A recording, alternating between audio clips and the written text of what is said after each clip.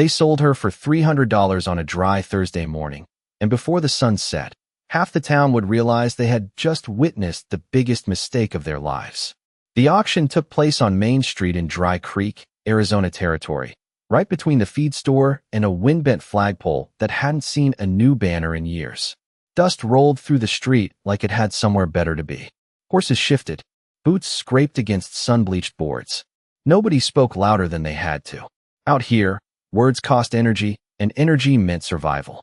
Clara Whitmore stood on the edge of the platform with her 7 children gathered close around her, like fence posts around something worth protecting. The youngest held her skirt with small, determined fingers. The oldest stood straight, maybe 12 years old, already carrying the quiet weight of a grown man. Her dress was clean but worn thin at the seams. Her hands were rough, but steady. Her eyes didn't beg. That was the first thing Ethan Cole noticed. Most folks in that position tried to look pitiful, tried to look desperate. She didn't. She just watched, calculating, measuring, waiting. The auctioneer cleared his throat and flipped a page like he was selling off broken wagons. Widowed mother. 7 dependents. Strong workers. No debts transferred. A few men chuckled under their breath. One muttered, "That ain't a family. That's a losing investment." Another spat tobacco into the dirt and said, 7 extra plates? That's 7 reasons to walk away. Nobody stepped forward. Not even the men who usually gambled on anything with a pulse. Clara didn't react. She just pulled her children a little closer, her hand resting gently on the smallest boy's shoulder, like she was reminding him the ground was still solid beneath his feet. The boy looked up at her and asked in a small voice, "Ma, where are we going?" She didn't hesitate. "Somewhere better," she said softly. Not hope, not fear, just certainty. Ethan stood near the back of the crowd, hat low, arms folded against the morning chill that still clung to the air despite the rising sun. He hadn't planned to bid on anything. He'd only come for fence wire and coffee beans. But something about the way those children stood in formation caught his attention. They weren't clinging. They weren't crying. They were watching the crowd the same way she was. Like a team. Like survivors. The auctioneer sighed. $300. That covers transfer papers and provisions. Final call. Silence answered him. A long, empty silence. Then Ethan heard his own voice before he fully understood why. "I'll take them." Heads turned. A few eyebrows lifted. Someone laughed quietly. "Cole just bought himself a drought," a man whispered. Ethan walked forward slow, boots tapping hollow against the wood. He placed 3 folded bills into the auctioneer's hand without ceremony. No speech. No drama. Just a decision. Clara studied him for a long second, not with gratitude, not with suspicion. With evaluation. Like she was deciding something too. Ethan nodded once. "You and your kids will have a roof. Work if you can. Rest if you need." She gave the smallest nod back. "We don't rest much," she said. As the papers changed hands and the crowd drifted apart, nobody noticed the way Clara's eyes moved across the buildings, the supply wagons, the rail markers in the distance. Nobody noticed the way she counted things without moving her lips. Nobody noticed the quiet storm standing right there in plain sight. Nobody except Ethan. And even he didn't understand yet. Because he thought he had just bought a struggling family. What he had really brought onto his land was a mind that knew exactly how the West was changing and exactly how to change it back. The first night on Ethan Cole Ranch came with a cold wind that slipped through the wooden boards like it knew every crack by memory. The moon hung low over the Arizona hills, silver light stretching across 30 acres of tired pasture, a leaning barn, and a house that had forgotten what laughter sounded like. Clara Whitmore stepped onto the porch after the children had fallen asleep, her boots silent against the old planks. Inside, 7 small bodies rested under borrowed blankets, arranged with surprising order, the oldest making sure the youngest stayed warm. Ethan noticed that too. No chaos. No complaints. Just quiet discipline. He leaned against a post near the corral, watching her without making it obvious. Most people asked questions their first night. Where to sleep? When to eat? What the rules were. She asked nothing. Instead, she studied the land the way a surveyor studies a map. Her eyes followed the slope of the ground, the direction of the windmill, the placement of the water barrels, the distance between the tool shed and the grazing line. Measuring. Always measuring. After a long while she spoke without looking at him. Your south fence loses about 10 feet of grazing efficiency because it curves against the natural grade. Ethan frowned slightly. You figured that in the dark? She nodded once. Land always tells the truth if you look long enough. He did not answer right away. The wind creaked the barn doors. A loose chain tapped metal somewhere in the dark. Finally, he asked, You always study places like this? Clara folded her arms against the cold, but her voice stayed calm. Only when survival depends on it.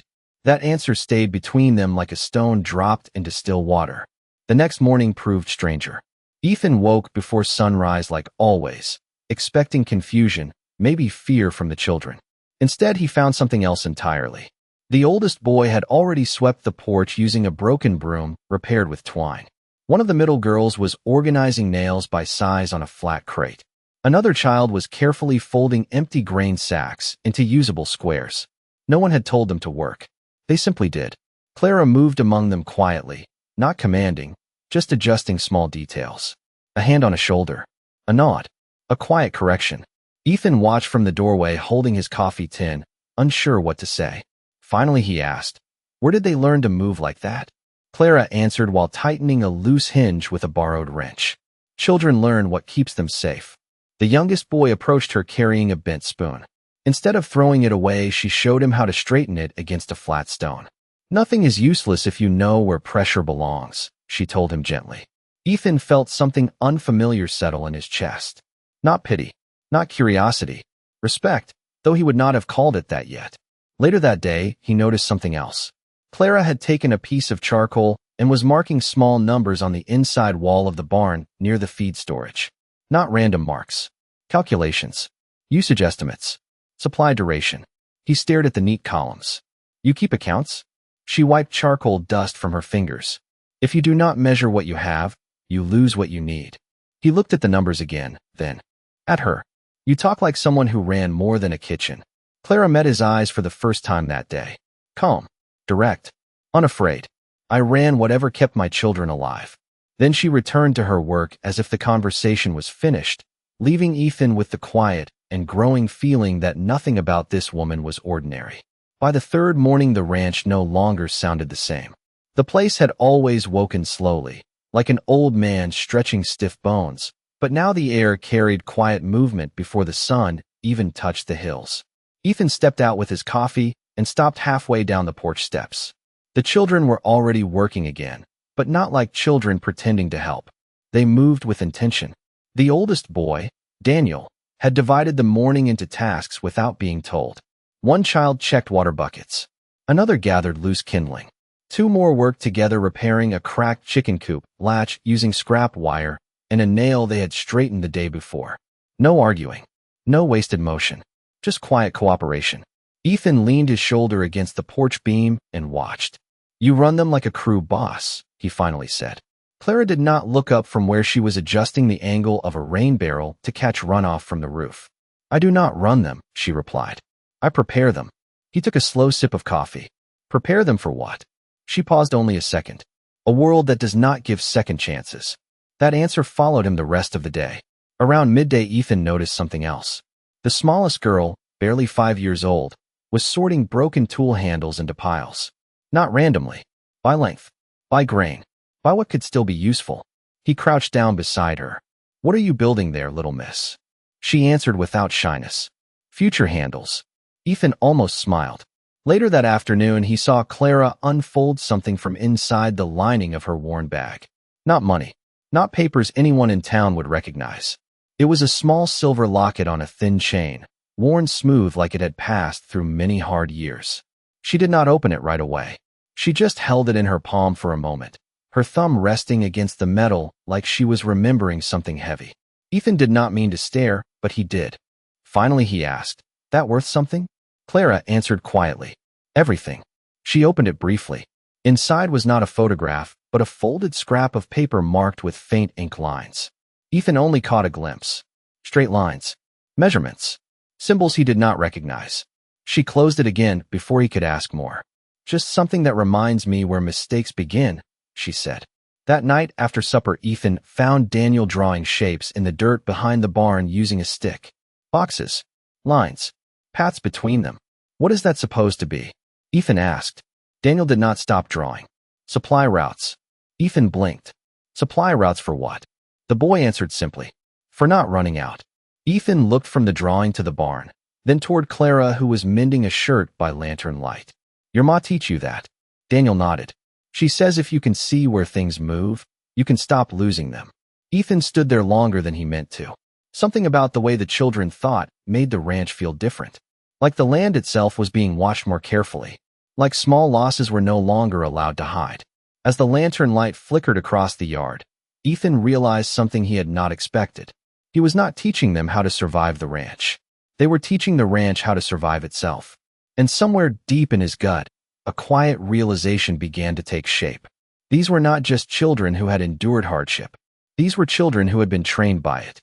The change became visible by the end of the second week. Not in loud ways. Not in ways a stranger would notice. But in the small mathematics of survival that most ranchers stopped seeing after too many hard seasons. Ethan noticed his feed lasted longer. Nearly 4 days longer than usual. The water barrels stayed half full instead of running dry by late afternoon. Even the horses seemed calmer, their routines more predictable. One evening, he found Clara near the storage shed, carefully moving sacks of grain from one side to the other. Not randomly. She placed the older sacks forward and the newer ones behind. You are rotating stock, he said slowly. She nodded. First in, first out. Waste usually comes from forgetting time exists. Ethan leaned against the door frame. You talk like a quartermaster. Clara gave the smallest shrug. Hunger teaches organization faster than school ever could. A dry wind pushed across the yard, carrying the smell of dust and mesquite. For a long moment, neither spoke. Then Ethan asked something he had been holding back. You ever work a railroad town? Clara's hands paused only for a breath. Then she continued stacking. I lived near one once. That was all she said. But it was the first answer that sounded like a door only half closed. 2 days later, another detail caught his attention. The broken windmill pump that had coughed and complained for 3 years suddenly began pulling water smoother. Not perfect, but better. Ethan found Daniel and his younger brother adjusting the leather gasket using strips cut from an old boot. Who showed you that? Ethan asked. Daniel answered simply. Ma said machines break where pressure escapes. Ethan tested the pump handle. The resistance felt balanced now. Less wasted effort. He looked toward the house. Clara was sitting at the outdoor table with the silver locket open again. The tiny paper inside now spread flat beneath a smooth stone so the wind would not take it. This time Ethan walked closer. That looks more like a map than a memory, he said. Clara did not hide it. Not this time. It is both. He studied the faint lines. Rail marks. Supply junction symbols. Distance notes written in careful numbers. You can read this? He asked. Clara looked up. I can read systems. That answer settled heavier than she probably intended. Before Ethan could ask more, the distant sound of wagon wheels rolled across the dry road leading toward the property. Not travelers. Too deliberate. Too slow. Clara closed the locket gently. Her voice stayed calm, but her eyes sharpened. How often do visitors come unannounced? Ethan followed her gaze toward the horizon where 2 dark shapes moved against the sun. Not often. Usually means someone wants something. Clara slipped the locket back beneath her collar. They always do. The wagon approached over the next 15 minutes, its outline becoming clearer. A polished side panel. Well-fed horses. Not the kind of vehicle that visited struggling ranches by accident. Ethan felt a familiar weight settle in his chest. Debt collectors. Land agents. Opportunity hunters. Men who saw land the way wolves saw open pasture. Clara stood beside him now, her posture straight, her expression unreadable. Not afraid. Not surprised. Just ready. As the wagon finally reached the gate, Ethan realized something that made the air feel different. For the first time since they arrived, Clara did not look like someone rebuilding her life. She looked like someone who had just recognized the opening move of a game she already knew how to win. The wagon stopped just outside the main gate like it already owned the ground beneath its wheels. The horses were brushed clean, their harness polished, their posture calm in the way animals become when they are handled by men who measure everything in profit. Ethan rested his hand on the top rail of the fence, saying nothing. He had seen this kind before. Men who smiled before they spoke. The driver climbed down first, a thin man in a pressed vest despite the heat. dust somehow avoiding his boots like it knew better. Behind him stepped Silas Grady, his hat sharp, his coat too fine for ranch work, his eyes moving across the land not like a visitor, but like a buyer inspecting inventory. "Mr. Cole," Silas said with a smooth voice that had closed many deals. Still holding on to this stretch of dirt. Ethan did not offer his hand. Still standing on it. Silas smiled politely, as if the answer amused him. His gaze shifted briefly toward Clara and the children working near the barn. His smile did not change, but something calculating passed behind his eyes. "I see you expanded your labor force." Clara did not react. She simply continued showing the youngest boy how to measure spacing between fence posts using his own footsteps. 7 steps. Check. Adjust. Repeat. Silas stepped closer to the fence. "I came with an opportunity. Railroad expansion is moving west. Progress does not wait for small operations to catch up." Ethan remained still. "I am not looking to sell." Silas folded his hands calmly. "Everyone sells. The only question is whether they sell early or lose later." Clara finally approached, her steps quiet but direct. "And what exactly would be lost?" she asked. Silas turned toward her, surprised but entertained. "Ma'am, land values shift. Supply routes change. Small ranches sometimes find themselves unnecessary." Clara studied him without blinking. "Unnecessary to whom?" Silas gave a thin smile. "To the future." Clara nodded slightly, as if filing that answer away. "The future always depends on who controls the routes," she said. For the first time, Silas looked at her with real attention. "You speak like someone who understands commerce." Clara answered simply, "I understand patterns." Silas reached into his coat and produced a folded document. "I am authorized to offer a fair price. More than this land will be worth once the new rail line bypasses it." Ethan did not take the paper. Clara did. Her fingers moved across the document quickly, not like someone sounding out words, but like someone scanning structure. Her eyes paused on 3 separate lines. Timing clauses. Access rights. Supply priority language. She handed it back.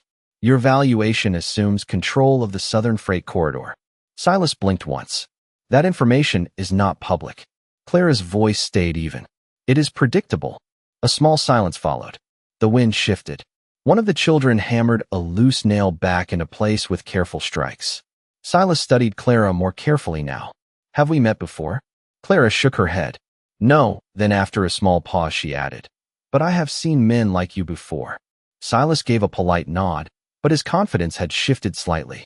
"Consider the offer carefully," he said to Ethan, though his eyes remained on Clara. Markets change faster than people do. As the wagon turned to leave, dust rising behind polished wheels, Ethan watched Clara instead of the road. "You knew what he was planning before he said it," Ethan said quietly. Clara looked toward the distant rail markers barely visible against the horizon. "Men like him always build the same game," she replied. Ethan crossed his arms. "And you know how to beat it." Clara's answer came soft and certain. "I know where it breaks." That evening the ranch did not feel small anymore.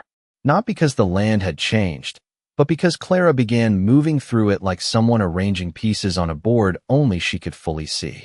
Ethan first noticed it when she asked Daniel to walk the full perimeter with a measuring rope made from tied cloth strips.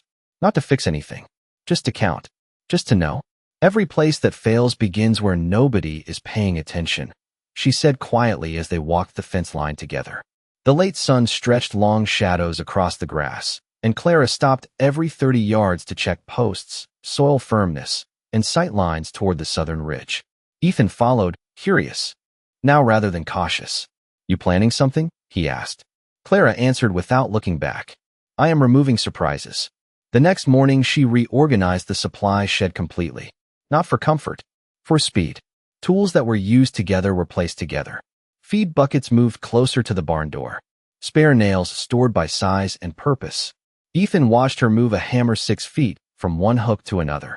"That hardly seems worth the effort," he said. Clara gave a small shake of her head. 6 feet becomes 60 when you walk it 100 times. By the end of the week, Ethan realized he was finishing chores earlier without trying. Nothing felt rushed. Nothing felt harder. Just smoother. One afternoon, Clara asked Ethan a question that surprised him. "How many days could you operate if supply wagons stopped coming?" Ethan scratched his jaw. "Maybe 3 weeks if we stretch grain." Clara nodded. "We make it 6. She began calculating immediately. Reduced feed waste. Water redistribution. Selling excess scrap iron in town for salt and dried beans. Even the children understood the plan without being told twice. Daniel began keeping a small ledger on flattened paper sacks. Numbers neat. Adjustments precise. Ethan looked at the boy's work and then at Clara. You turning my ranch into a trading post? Clara answered calmly. I am turning uncertainty into time. A few days later, Ethan found her standing near the southern rise again, watching the distant rail markers through the afternoon heat shimmer. He walked up beside her. You really think they will try to pressure me to sell? Clara folded her arms. Not pressure. Timing. Ethan frowned. Difference. Clara pointed toward the distant line of survey flags. Pressure is loud. Timing is quiet. They wait until you are tired, short on supplies, or alone. Then they offer help.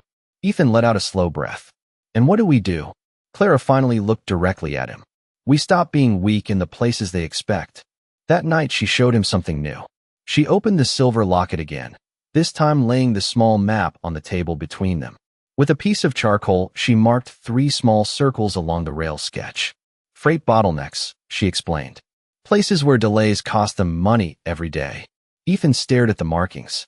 How do you know that? Clara hesitated just long enough to show the question mattered. Then she answered, because I used to be the one who fixed those delays. Ethan looked at her differently now, not as someone he had taken in, not as someone he was protecting. For the first time, he understood something simple and undeniable. He had not brought a struggling woman to his ranch. He had brought someone who understood how empires moved. The truth did not come all at once. It came the way winter comes to the high desert, first as a cold feeling in the wind, then as something you cannot ignore. 3 days after Clara showed Ethan the rail map, another rider came up the road. Not polished like Silas Grady. Older, dust-covered. A man who had spent more time carrying documents than making deals. He introduced himself as Walter Pierce, a legal courier from Prescott, his leather case tied shut with careful knots. He asked for water first, which told Ethan he was not there to posture. While Daniel brought a tin cup, Walter's eyes drifted toward Clara. Then he froze. Not in fear. In recognition. Ma'am, he said slowly, removing his hat without thinking. I did not expect to find you here. Clara did not answer right away. She just looked at him with the calm of someone who had already decided whether the past still mattered. Most people do not, she said. Ethan looked between them. You two know each other? Walter hesitated like a man deciding how much truth belonged to the air. Everyone in Western Freight knew Mrs. Whitmore once, he finally said. The name seemed to land heavier than the dust around them. Ethan frowned. Freight. Walter nodded. 5 years ago, there was not a supply schedule from Santa Fe to Sacramento that did not pass across her desk. She solved shortages that shut down entire rail segments. She reorganized 3 failing depots without losing a dollar. Ethan looked at Clara, waiting for denial. None came. Walter continued carefully. They called her the woman who could see delays before they happened. Clara finally spoke. That was a long time ago. Walter gave a respectful nod. After your husband passed, the investors forced changes. New management. Different priorities. Clara's eyes did not move. They preferred shortcuts over stability. Walter sighed. They did. When the winter contracts collapsed, they needed someone to blame. Silence stretched between them. The children had stopped working now, not from fear, but from understanding that something important was being spoken. Ethan asked quietly, They pushed you out? Clara answered without bitterness. They removed the person who warned them the system would fail. Walter shifted his weight. After that, no one could find you. Clara looked toward her children. I was busy keeping promises. Ethan felt the full shape of what he had not understood. So all this, he said slowly, gesturing toward the organized tools, the measured feed, the mapped land. This is what you used to do. Just bigger. Clara gave a small nod. Systems do not change. Only the size does. Walter reached into his case and pulled out a folded notice stamped with a rail company seal. Expansion plans are moving faster now. The Dry Creek Corridor is under evaluation. Some people in that company would be very surprised to know where you are. Clara did not take the paper. Let them be surprised. Walter studied her for a moment, then gave a quiet smile. They used to say you never lost a negotiation. Clara finally allowed the smallest trace of something like warmth in her expression. I only lost once. Ethan asked before he could stop himself. What happened? Clara looked out across the ranch, across the fences now standing straighter, across the land she was rebuilding piece by piece. I believed loyalty mattered more than leverage, she said. Then after a pause she added softly, I do not make that mistake anymore. And for the first time Ethan understood completely. The woman standing beside him was not someone recovering from ruin. She was someone who had once directed the movement of half the Western territories, and now she was quietly preparing to do it again, starting with 30 acres and one forgotten ranch. Silas Grady returned exactly 12 days later, but this time he did not come alone. 2 more wagons followed behind him, both carrying men who looked like they measured success in signatures instead of sweat. Their coats were too clean, their hands too soft. They stood near the gate like men already deciding where fences should be moved. Ethan saw them coming from the ridge and felt that familiar tightness in his chest, but Clara did not move toward the house. She walked toward the gate instead, calm as a banker walking into his own office. The children continued their work without being told. Daniel checked the water levels. The others continued sorting supplies. No panic, just preparation. Silas stepped down with the same polished smile. Mr. Cole, he said, though his eyes rested on Clara. I was hoping you had reconsidered my offer. Ethan crossed his arms. I have not. Silas gave a patient nod. Then perhaps you have not seen the full picture. One of the men behind him opened a document case and produced survey drawings showing future rail lines, freight depots, projected trade routes. Lines that curved deliberately around Ethan's property. Isolation by design. Clara looked at the drawings for less than 10 seconds. Then she spoke. Your bypass plan assumes the Dry Creek corridor can support double freight load without staging overflow. One of the rail men frowned. And it can. Clara shook her head slightly. Not during summer expansion cycles. Your southern water access cannot support the additional cooling demand. A small silence followed. Silas kept his smile, but one of his partners shifted his stance. And how would you know that? The man asked. Clara answered simply. Because you are repeating a scheduling error made in the Nevada corridor 5 years ago. Another silence. Longer this time. The man looked at Silas. Was there a Nevada delay? Silas did not answer immediately. Clara continued before he could recover control. Your freight staging will bottleneck within 6 months. When it does, the closest viable redistribution point will be this land. Ethan felt the air change beside him. The conversation was no longer about selling. It was about leverage. One of the investors spoke carefully now. And what would you suggest instead? Clara did not rush her answer. A cooperative access agreement. Shared staging rights. You gain reliability. We gain protection from forced acquisition. Silas finally dropped the friendly tone. You are negotiating on land you do not own. Clara met his gaze evenly. Ownership is not always about paper. The wind moved softly through the grass. A hammer tapped somewhere behind them. Life continuing while fortunes shifted. The railmen studied Clara now the way experienced players study a new opponent. One finally asked, Who exactly are you? Clara answered without hesitation. Someone who understands that systems fail when they ignore the small places that hold them together. She handed the drawings back. You can try to go around this ranch. Or you can work with it. Either way, you will come back. No one laughed this time. Silas took the papers slowly. For the first time since he arrived, he looked uncertain. As the wagons finally pulled away again, no promises made, no deals signed, Ethan let out a long breath. You just turned them from buyers into negotiators, he said quietly. Clara watched the dust settle along the road. No, she replied softly. I reminded them they were never in control to begin with. And as the sun lowered behind the hills, Ethan understood something simple and permanent. Some battles in the West were never fought with guns. The real ones were won by the people who understood where power truly lived. Autumn came quietly to Dry Creek, carried on cooler winds and longer shadows stretching across the pasture. By then the ranch no longer looked like a place waiting to fail. The fences stood straighter. The barn doors closed without complaint. Water barrels stayed full even through dry weeks. Small changes, almost invisible, but together they told a different story. The rail company returned before winter, this time with fewer smiles and more respect. Agreements were signed at Ethan's kitchen table, not in some distant office. Shared staging rights. Guaranteed supply contracts. Protection clauses written in careful language. Clara read every line before Ethan touched the pen. When the deal was finished, one of the rail men said quietly, "This arrangement will likely save us thousands a year." Clara answered simply, "It will save you delays you cannot afford." They left without trying to own anything. That was the real victory. Months passed. The children grew stronger. Daniel began managing inventory without being asked. The younger ones learned to read numbers from old shipping labels Clara kept for practice. Evenings sometimes carried laughter now, something Ethan had not heard on his land in many years. One cold morning, Ethan walked out to the pasture and found Clara repairing a small section of fence herself. Not because she had to, because she believed nothing important should be ignored. He stood beside her for a moment before speaking. "I went into town yesterday," he said. Clara kept working. "And?" Ethan hesitated. "People are saying you saved this ranch."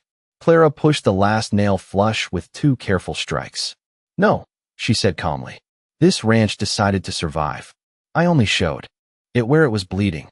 Ethan took that in. Then he reached into his coat and pulled out a folded paper. "Official. Clean." He held it toward her. "I had the lawyer draw this up." Clara looked at it, but did not take it. "What is it?" Ethan answered quietly. "Release papers. Full freedom. No obligations. No debts. You and your children can leave whenever you want. No one here owns you." Clara finally took the paper. She read it slowly. Every word. When she finished, she folded it again with care and handed it back. "I do not need this," she said gently. Ethan looked confused. "Why not?" Clara met his eyes, calm and certain. "Because I was never owned. Not when I lost everything. Not when I was sold. Not even when I had nothing left." The wind moved softly through the dry grass around them. After a long, quiet moment, she added, "But what you offered matters."